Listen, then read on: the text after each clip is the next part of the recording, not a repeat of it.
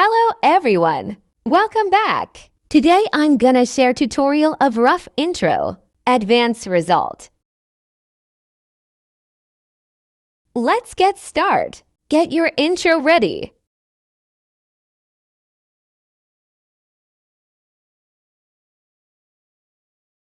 Go to Video Effects.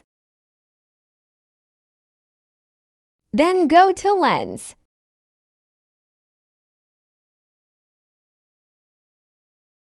And select FPS lag effect.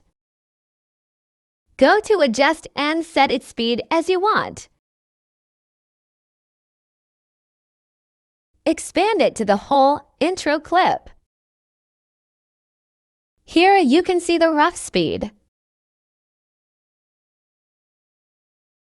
Additionally, if you wanted the NW, then go to Adjust.